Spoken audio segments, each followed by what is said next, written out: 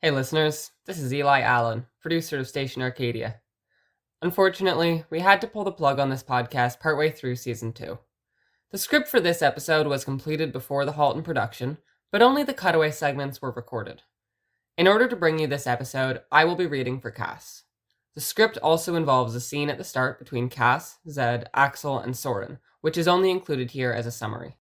If you want to read the full and flavorful version of that scene, which includes characters bickering and Cass not knowing what a chicken is, check out stationarcadia.wixsite.com/podcast/transcripts. Link in the description. I'm not really a voice actor, but I did my best, so please enjoy episode 6, The Pixel Princess. Welcome, anyone. Take your shoes off at the door. You're listening to Station Arcadia.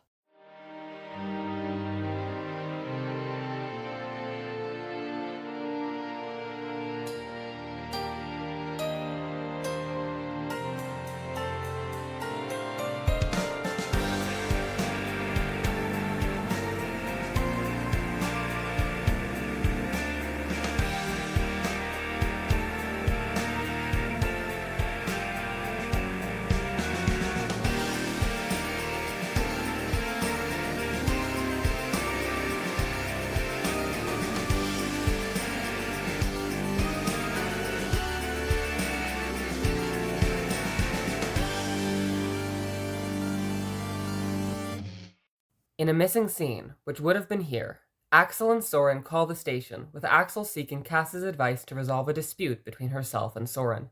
She has gotten the job with the Russell administration, and suggests that she sabotage them from the inside, having been inspired by Peaches and Charlie to seek bold change. Cass counsels caution, siding with Soren, who believes that so-called petty sabotage isn't worth the risk. Then Zed hops in, calls Cass and Soren cowards, and says Axel isn't thinking big enough.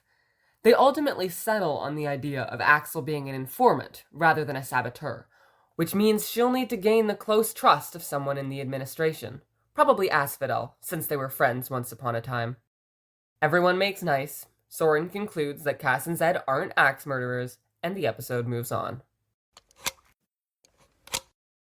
Once upon a time, under the bright lights of Talsoria's most popular stadium venue, a starstruck group of fans awaited their favorite performer. Mocha of the Muses was one of the most popular techno artists in Talsoria. Every week, there would be a new stop on Mocha's ever-running tour across the country, featuring dazzling performances of her chart-topping singles for anyone willing to buy an overpriced ticket. Though Mocha was made of code, her heart was true and full, and she loved singing more than anything.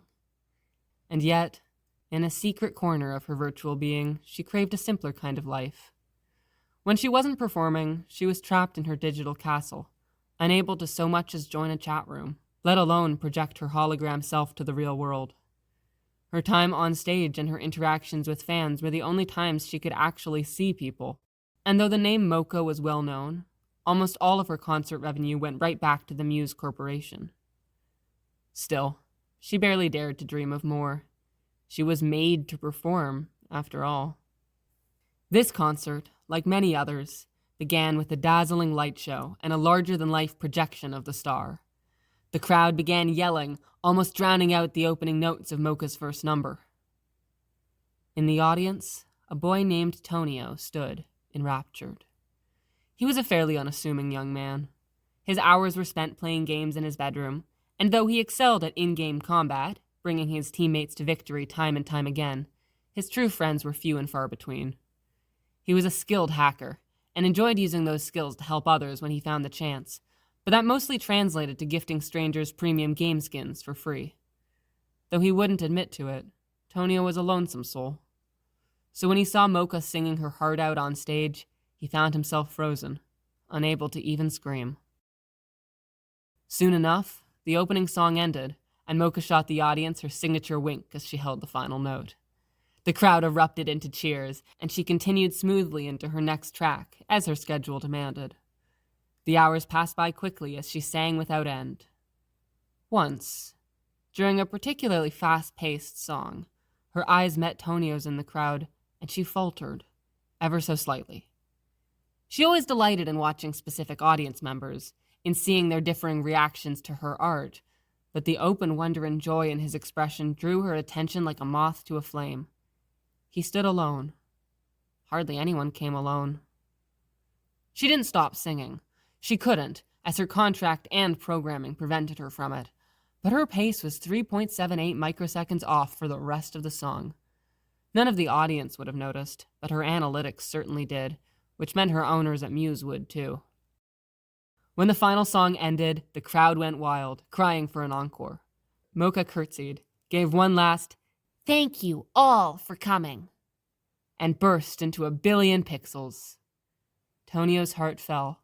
It was over already. He had gotten so caught up in the music, he'd forgotten it would ever end. The ticket he'd bought didn't include a meet and greet pass, but with a bit of hacking, he was able to grant himself the admin permissions and modify his ticket. Tonio wasn't thinking about what he was doing. His actions were driven by instinct alone. However, when it was his turn to meet Mocha, those instincts failed him in the face of her shining, electric blue eyes, and he stumbled as he walked up to her holopad. As a rule, Mocha didn't like to hope for things. It was easier to pretend she hadn't been coded with that ability, rather than be disappointed when things didn't go her way. Still, as Tonio came to stand in front of her, she realized how much she'd been hoping for a chance to talk to him, and she struggled to fight off an inelegant grin. "Hello, nice to meet you." She activated the solid light feature of her hollow state and clasped the young man's outstretched hand in both of hers. She saw his ears redden ever so slightly. Evidently, he hadn't been expecting such an enthusiastic welcome. Her processors sped up by 0.14%. "Did you enjoy the show?" Tonio grasped desperately for his words, unsure how to convey to Mocha how much the concert had meant to him. "Yes, I did," he said at last, hoping that she'd understand that he meant it. "I've never been to a technopop concert before." Her fingers brushed the back of his hand as she finally let it go, and his mind went blank. Mocha's smile felt intoxicating, and though Tonio hadn't been to a meet and greet before, he was sure that overheating like an overworked computer wasn't a normal reaction. He found himself asking, "Are they always this loud?" Mocha blinked, then looked away. For a moment, he'd thought he'd offended her before realizing that she was trying not to burst into laughter. "Well, we do want everyone to hear. It can get a little much, though, especially with the lights.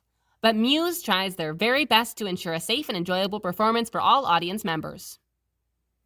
Tonio nodded with a bit too much vigor, not willing to trust what would come out of his mouth next.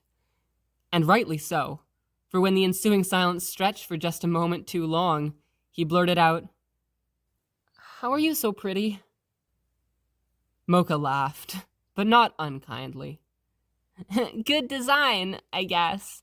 You?" Tonio sputtered. "What?"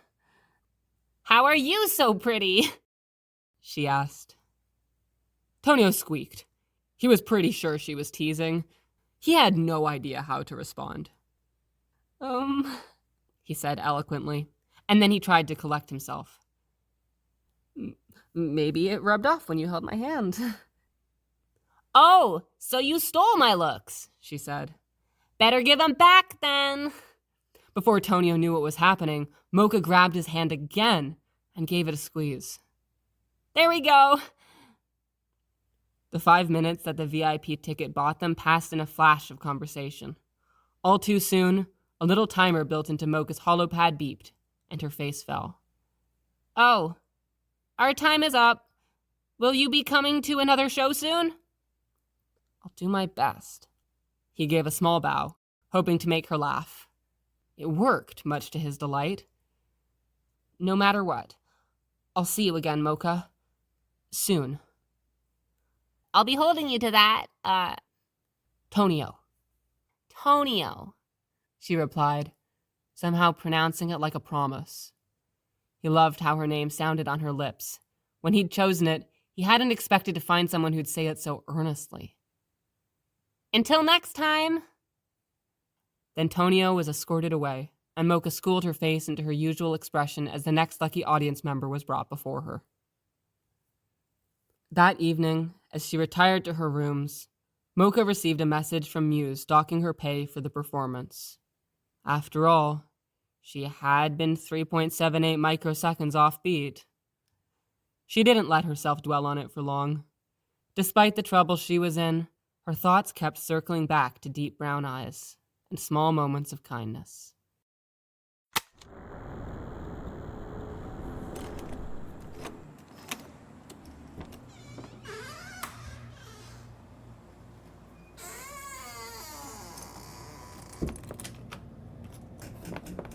Soma, where are you? Coming. Oh, I'm so glad you're okay, buddy. How long have you been alone? Not long. Just an hour and a half, I think. Soma, look at me. Okay. I'm serious. Look. Okay. If Mom or Dad don't pick you up when they're supposed to, you can't head home on your own again. That's really dangerous. Call me and I'll come get you. And if I don't pick up, you call Eris and it'll come get you wherever you are. But I don't want to bother you. Buddy, you are never bothering me if you need help, alright? Okay. Good. I'm guessing that means none of the chores were done? No. As I thought. Tell you what. If you pick up the game room while I get the bath ready, I'll tell you your favorite story for bedtime tonight. Sweet.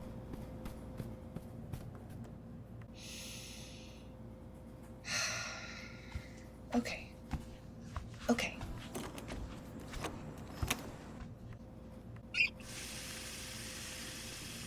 I can't believe they would do that.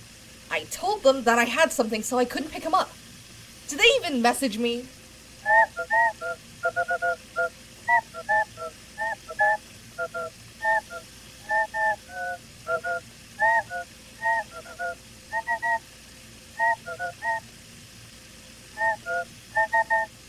Unbelievable.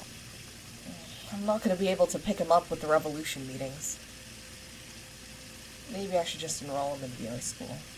The walk from the hover station is just a bit too long for him to make on his own. But that limits his social life even more to inside the apartment. I'm okay with him playing video games and stuff, I just don't want that to be the only way he sees other kids. Parenting is hard. Yeah, I know. I'll keep him at the brick and mortar school a bit longer. See if I can figure it out.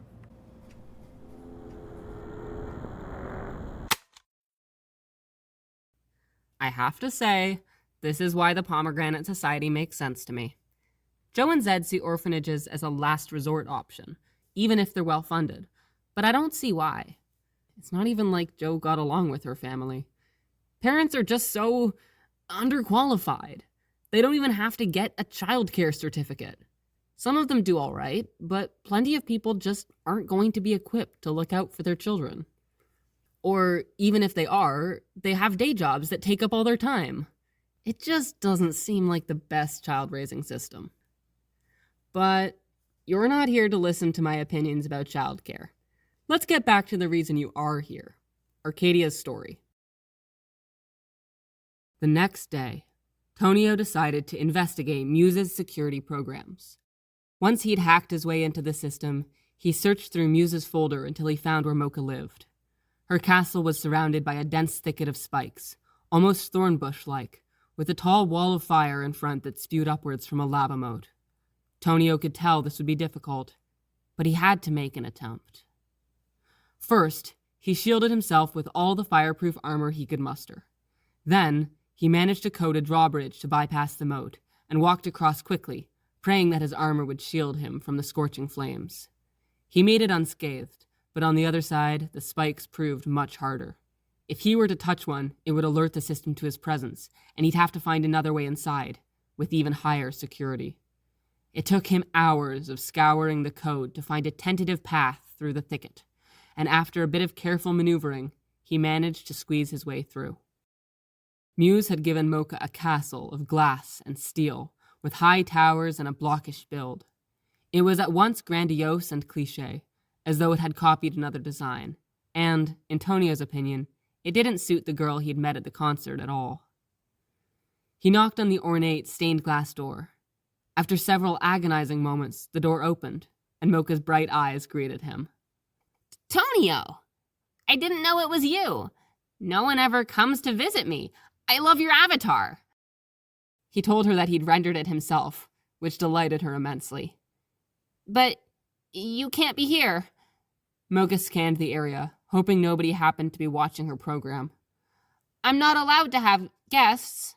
I don't know how you got in, but if anyone finds you, you'll be banned. At best." Tonio knew the consequences could be severe.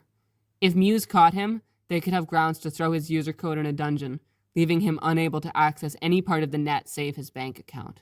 He'd be completely cut off from everything, even down to his apartment's lighting system.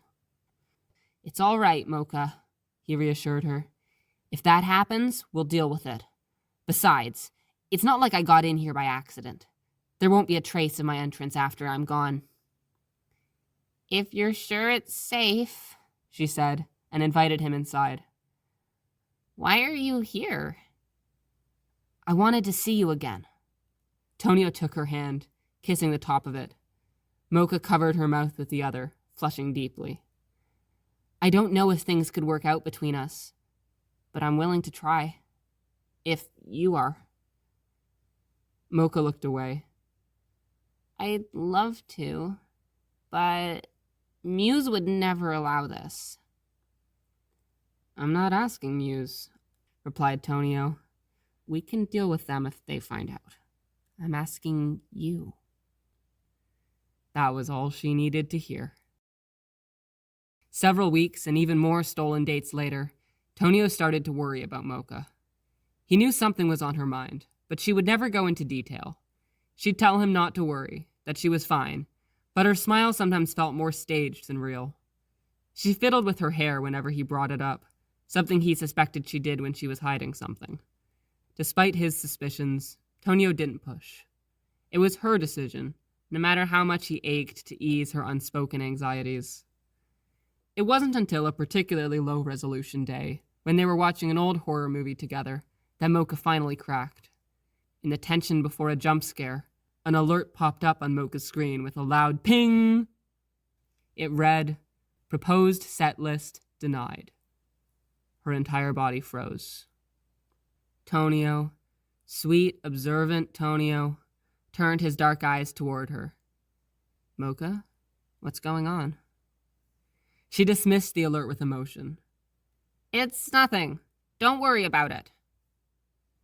Despite her silent hope that he would accept the excuse, Tonio paused the movie.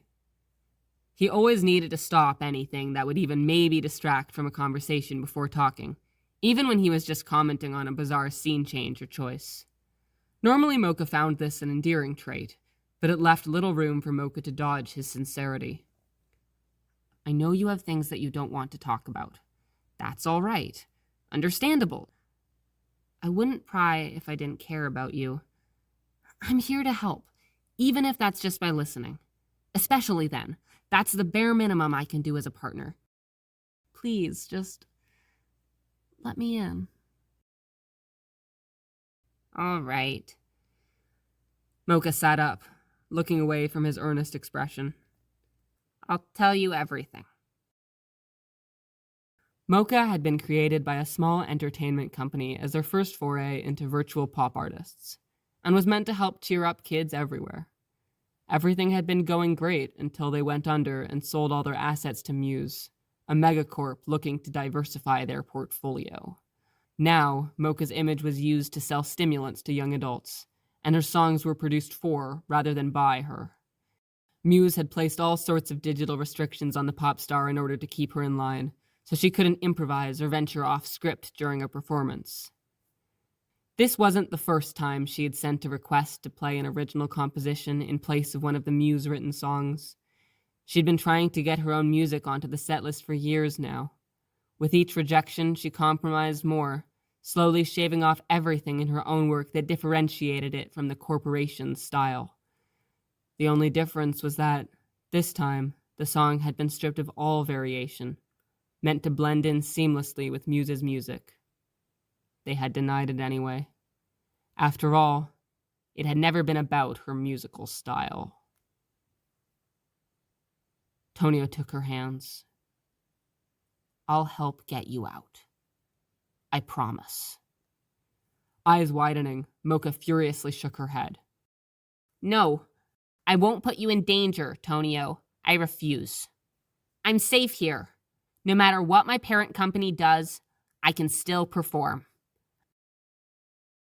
But you're not happy working for them. I have no complaints. Muse is a highly successful company. I can help you, Mocha. Please. And then if you were discovered, Muse's lawyers would eat you alive and I wouldn't be able to help. I don't want you to risk yourself. She smiled softly, squeezing his hands. Don't worry about me.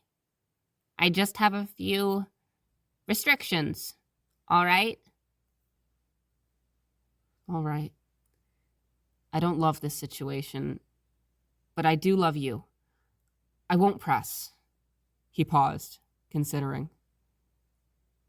But what would you do if you could choose? Mocha's eyes lit up. I want to sing, I know that, but it'd be nice to do more casual concerts, maybe even have some weeks off. I get a bit of money for my shows, so I've gotten into playing video games between concerts. It would be nice to play with someone, but this castle doesn't let me connect to multiplayer servers. She tucked a strand of hair behind her ear, a little embarrassed, and her fingers tapped against her arm, a nervous habit he'd noticed. Antonio had never found anyone more beautiful. Someday, love, someday. I've been trying to figure out why this story is so familiar to me this whole time, and I think I've got it. I'm pretty sure one of the nurses at my orphanage used to tell one just like this, about an AI pop star who was kept locked away by her corporation. And there might have been a children's movie too? It was a long time ago. The characters I remember had different names, but who knows? Maybe Arcadia is trying to dodge a copyright. I won't spoil the ending, but I'll let you know afterwards if my version ended the same way. Well, we're paused. We'll go now to a quick check-in with memory.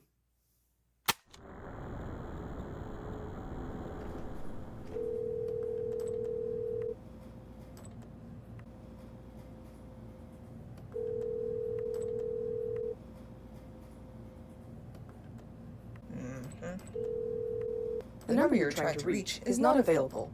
At the tone, please record your message. Yeah. Hi, Mom. It's me. I was just calling to ask you why you aren't home. You said you'd be home tonight to eat dinner, remember? You were going to bring home new food tablets? You knew Dad was covering a shift tonight, so why did you agree to work overtime? You know, I don't know what I expected. It's not like you're ever home anyway.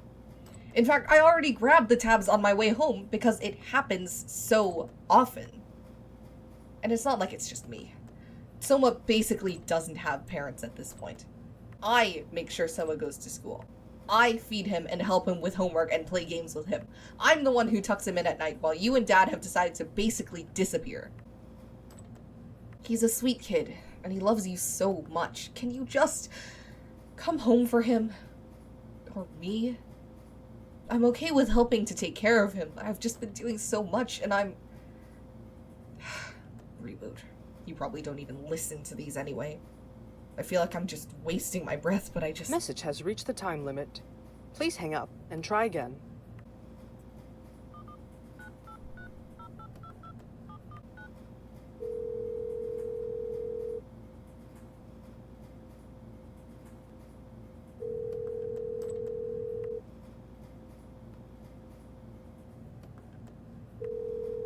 The number you're trying to reach is not available. At the tone, please record your message.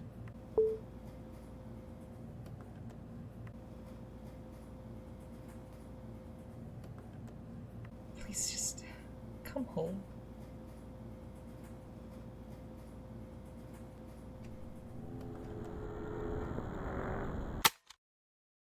If Memory's parents don't listen to Faye, I swear to the towers I'm gonna...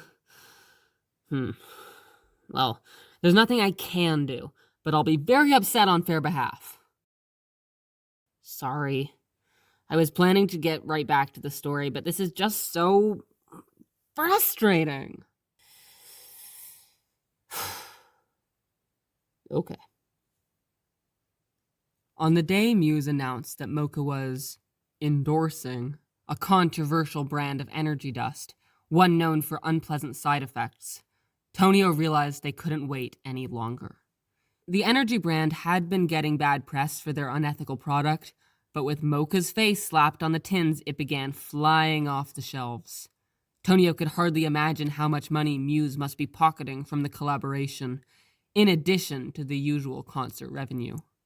They were never going to let her go. He ran to his computer, bypassed the firewall through muscle memory, and sent Mocha a message. They met in her room. Mocha spent a moment in silent confusion, then saw the bags under his eyes and the anxious way he held himself. Something was on his mind. Mocha, he started. You've said you don't want me to do anything about your situation, but please listen. I wouldn't offer to help if I didn't genuinely want to do this for you. I'm a pretty good hacker. I think I can get you out. And I love you too much to just leave you like this. Tonio, it's all right, Mocha tried, but Tonio wouldn't hear it. No, it's not, he said. It's not your decision. Mocha took a deep breath. Not that she needed to, but the motion gave her a millisecond to gather her thoughts. Look, she said firmly, I'm sure I can find some way to escape on my own eventually. You don't need to save me, and I won't make you take that kind of risk. Trust me, I've been here for 5 years already. I'd be fine for a few more. For a second, Mocha thought that would be the end of it. Then Tonio asked, But you wouldn't be happy, would you? She didn't have a response. Mocha, you don't need to escape all by yourself, he said. Whether or not you can. I already know that you're strong, so you don't need to prove it. Not to me or to anyone else. Some things are just too tangled to fix from the inside. And you're not making me do anything. I'm an adult, and I know the risks. You deserve help when you need it, and you deserve to be happy, okay? Not just to survive. If you say no again, I'll back off. But I need you to understand that it won't minimize anything you've gone through to accept help when it's offered. You can't always save yourself. Finally, after a brief pause, she acquiesced, shoulders slumping. Please. That was all Tonio needed to hear. Muse wasn't known for its security. It didn't have to be. Not many people were daring enough to brave their firewalls in the first place, and fewer were willing to attempt a rescue mission. Though Talsoria had its fair share of hackers, Muse Corp simply didn't have anything interesting enough for the average person to risk retribution. Of course, this was not the case for Tonio. He'd spent the whole night preparing, sourcing equipment, making sure he had enough storage for Mocha's programming, and setting up safe passage for her as best he could. Once he started tampering with her files, they wouldn't have much time to complete the escape before someone found out. And though hacking his way into the castle had been easy enough, he suspected breaking Mocha out would be much harder. Muse had to protect their assets, after all. He started by scouting the area, being careful not to be seen. Mocha's castle was a locked folder, and all of her data files were trapped within. Even when she was performing and had a hologram in the real world, she was technically still stuck there. The castle was an island, surrounded by a dark sea of locked permissions. Only the CEO of Muse Corp could change the location of Mocha's files, but Tonio feared that if he hacked the CEO's account, a triggered alarm could send the entire island crumbling into the waves. Mocha would be deleted. So instead, Tonio braved the sea.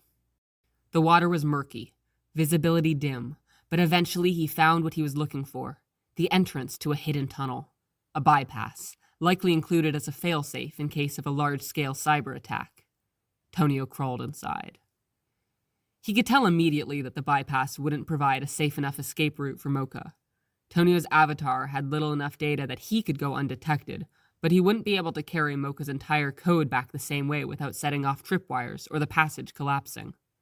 That was all right. The bypass still allowed Tonio newfound access to the castle's code, and he was able to code workarounds to other aspects of its security programs. He did what he could and then retreated, deciding it would be safer to enter the castle his usual way instead of risking anything different. When Tonio approached Mocha's castle for the final time, the thicket of spikes that had plagued him all those months ago had vanished at last. The wall of fire still encircled the castle, but was now confined to a deep moat, over top of which Tonio had coded a sturdy drawbridge. Mocha was waiting for him at the edge of the moat, dressed simply, her fingers tapping nervously against her arm. Her posture was rigid, but relaxed a fraction when she saw him. They embraced. She was the first to pull away, looking him directly in his brown eyes. "Are you sure about this, Tonio?" In lieu of answering, Tonio simply stepped backwards onto the drawbridge, hand extended. Mocha laughed, shaky but sincere. She reached out and took his hand in hers, squeezing it gently. "All right. I'm ready." Good. Tonio kissed her knuckles gently, reverently. Let's go. He initiated the file transfer as, still holding on to him, Mocha stepped forward onto the bridge. For a moment, all was quiet. Mocha took another step. Her data began leaving Muse's servers, never to return. Mocha smiled at Tonio hesitantly, as if to say, "Is it really this easy?" And that's when a great rumbling descended upon the couple. Mocha looked back and shrieked, and Tonio turned to see that her castle had begun to crumble. The ground on both sides of the bridge was shaking now, and dark clouds were rapidly pressing down from above. The entire island, once her prison, was collapsing around them. They stood there for a second, frozen. It wasn't until they saw the dragon in the distance that Tonio thought to run, and he pulled Mocha along with him. The dragon was massive, ugly, its bright red scales contrasting with the now desolate world it flew across. Its arrival heralded an attack on Tonio's personal firewall, a virus fighting to get into his servers.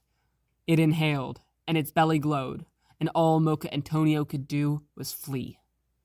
The drawbridge held, but it wouldn't for long. The dragon's rampage shook the very foundation of the island. The cables keeping them from falling into the fires below were fraying fast.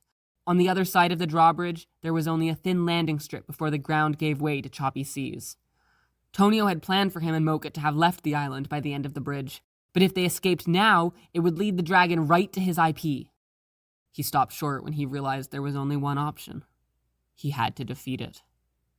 Tonio turned around, and nearly glitched out when he grasped the size of the approaching beast. He frantically coded himself a sword and shield, but they seemed pitiful in comparison to the dragon's fangs. "What are you doing?" said Mocha. "We can't let it come with us," said Tonio. "This thing could blow up my programs with one fireball." "But you can't fight it with that sword. It'll eat you alive." The dragon was nearly at the bridge now. Tonio gulped. "Do you have a better one?" he yelled back. "What? Of course!" she said, and Tonio watched in awe as a glowing silver two-hander materialized in her grip. "Just stand back!" Tonio didn't hesitate to comply. His heart was in his throat as Mocha charged the dragon, but he realized instantly that she was a better fighter, and much better equipped, than he could ever dream to be. She swung her sword in a wide arc and carved off the dragon's right wing with a beam of light, and deftly dodged its claws. It took less than 2 minutes before she'd sunk her sword into the dragon's heart, and it faded from existence. He was standing at the edge of the bridge, mouth agape, when she ran up. "Are you hurt? Where did you get that sword? That was so cool!" Mocha laughed. If all that was stopping me from escaping was a virus or two, I would have been gone a long time ago. Muse gave me pretty good defenses, in case someone tried to hijack me during a performance. At the mention of Muse, Tonio realized they weren't in the clear yet. Not until they were safely home. He took Mocha's hand and completed the last of the file transfer. "Ready to go?" he asked. She nodded. When they jumped off the edge of the island, Tonio whisked them both far away. For several seconds, the world went dark. When Mocha opened her eyes, she was in a gaming room, sitting on a small couch. To her right was Tonio, but he looked different. Hair a few shades lighter, a slightly different bone structure. "I got you a new hard light projector," Tonio explained, "so that you can be in the physical world too." Mocha realized she was looking at the real Tonio, not his avatar. Mocha's processors could hardly handle the emotions swelling within her. She wondered if this new projector allowed for tears. "Are you all right?" Tonio asked her, fidgeting. "Did all your data transfer? Is this okay? Anything you need?" The only thing Mocha could do was grab Tonio by the hand and pull him into a tight hug. They embraced for what felt like hours. Finally, Mocha was free, and they lived happily ever after. The end. Night, bud. See you tomorrow. Memory? Yeah, bite? Thank you for telling me the story again. Of course, Soma. I love you. I love you too, Memory. Wait, just one more thing? Of course. What is it? I'm sorry. You don't have anything to apologize for, bud. I know, I'm just sorry. I love you. I'll see you first thing in the morning. Okay. Good night.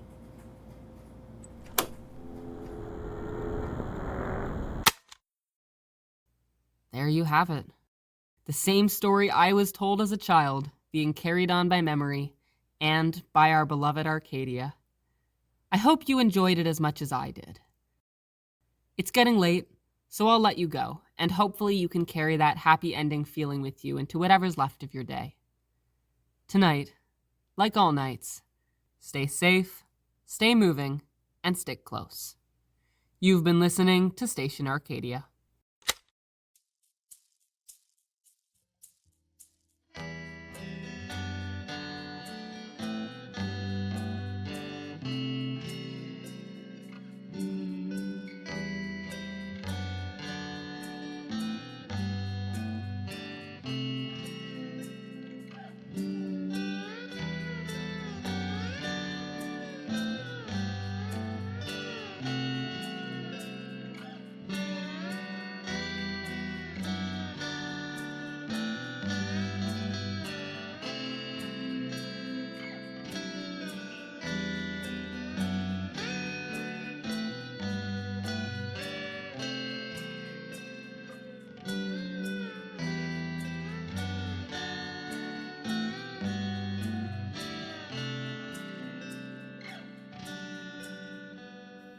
Station Arcadia is a podcast by Metal Steve Productions, run by Eli Allen and J.R. Steele. It is produced by Eli Allen, with creative direction by Tova Brantner, dialogue editing by Leo Zahn, and soundscaping by J.R. Steele. The radio story for this episode was written by Ray Bailey and Eli Allen, with cutaway segments by Tova Brantner. It featured theme music by ARPS. This episode featured Ellison Cardenas as Memory, A.M. Maria as Soma, J.R. Steele as Eris, and Becker Huang as Voicemail. The role of Cass was originated by Lady Renaissance and read here by Eli Allen. Station Arcadia is licensed under a Creative Commons Attribution Non-Commercial Share-alike 4.0 International License. For more information about the cast, crew, and world of Station Arcadia, and to view our transcripts, check out stationarcadia.wixsite.com/podcast. Feel free to use hashtag ArcPod to view and share thoughts about the show on social media. Today's time zone of the week is UTC-4. Shout out to everyone in that time zone. Today's secret time zone of the week is UTC minus 3.5.